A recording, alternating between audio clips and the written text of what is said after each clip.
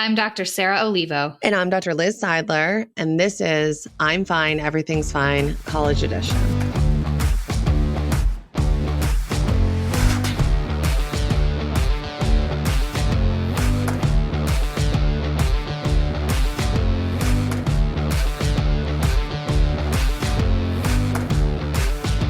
In earlier episodes, Sarah and I have discussed factors that interfere with our relationship skills. We heard from many college students about how their emotions often got the best of them and unfortunately negatively impacted how they related to others. This may be avoiding introducing yourself to someone new because of your anxiety or inappropriately expressing frustration when you get upset. Making and keeping friends is on the top priority of college students. Knowing how to manage your emotions is a necessary skill to make better choices in your social life. Today, we're going to learn about emotions, how we experience them, and what to do about them when they aren't working in your favor. Okay, so stick with me. I'm going to get a little sciencey on you. Emotions are absorbed in the body in about 6 seconds. Each burst of emotional chemicals from the time it's produced in the hypothalamus to the time it's completely broken down lasts 6 seconds. If we're feeling something for longer than 6 seconds, we're at some level choosing to focus on something that's part of our emotional experience and refueling those feelings. Sometimes that's good. If the bear is still chasing you, those fear chemicals are helping save your life. Sometimes it's not. But recognizing what emotion we're feeling, evaluating its purpose relative to our circumstances, and deciding whether to focus or act on how we are feeling is the first step to managing our emotions. Without awareness of how we feel, we end up acting on our emotions in interpersonal situations where it's not in line with our goals or best interest. So today we're going to focus on tackling your emotions in 3 parts, focusing on your body chemistry, our beliefs, and our behavior. Changing our body chemistry is one technique we can do to decrease intense emotions. Our brain chemistry directly impacts our physiology, and our physiology can impact our brain chemistry. There's a really cool study where they took people who don't experience anxiety and they had them mimic the physical characteristics of an anxious person. So their shoulders were hunched forward, their arms were held out in front of them, their head was down, they had short, shallow breathing. And what they saw was that there were increased levels of the stress hormones, cortisol and adrenaline. They took those same people and they had them mimic the physiology of someone who was confident. Their shoulders were back, their feet were apart, their chin was up, they had low, deep breathing. And what they saw was that there was reduced stress chemicals and there was an increase in the neurochemical serotonin. And this is the chemical that's associated with us feeling happy. Thus, by simply changing our body posture and our facial expressions, we can change the brain chemistry that we have, which impacts our emotions. For example, just smiling, a half smile, not a full-blown glamour shot, just turning kind of the corners of your mouth up can release some of those positive neurochemicals like serotonin and can help decrease negative mood states. Changing your breath is another way to change how you feel. We know that when we're anxious, we really have a shallow breath that sits in our chest.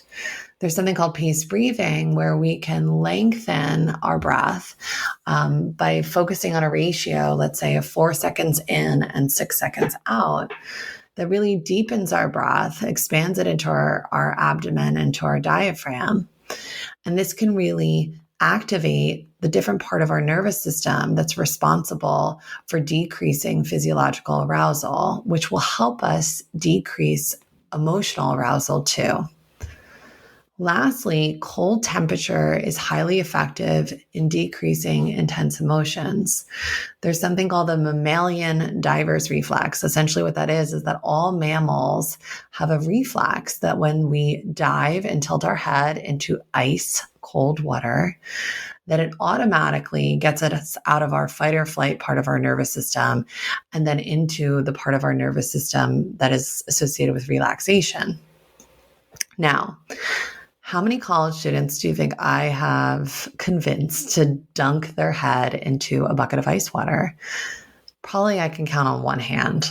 So a way to modify this and to make it portable is to have ice packs, maybe the ones that you activate. You could keep them in your car, or you could keep them in your backpack in your dorm room. And essentially what you want to do is you want to hold the ice pack under the eye area. You want to tilt your head in between your legs, and you want to hold your breath for about 30 seconds. Changing your temperature is one way to tip your body chemistry into a different part of your nervous system that will help decrease high levels of emotionality. So focusing on changing your facial expressions, your body posture, your breath, or temperature are all ways we can calm our nervous system, which helps decrease big emotions. The second skill you can use to manage big emotions is to examine your thoughts. In an earlier episode, I taught you the skill, the 3 C's, which essentially is catching our negative thinking patterns, checking them for how accurate they are, and then changing them to be more realistic or balanced. Oftentimes, we think in extremely biased ways in interpersonal situations. We jump to conclusions about what people think of us. We do mind reading when we see somebody pass us in the hallway and they look at us in a certain way. Checking the facts is really important to examine how our thinking is influencing how we feel. So practicing the 3 C's is one skill that you can use to manage negative emotions. If you think in more realistic and balanced ways, you will notice a decrease in the emotion you're experiencing.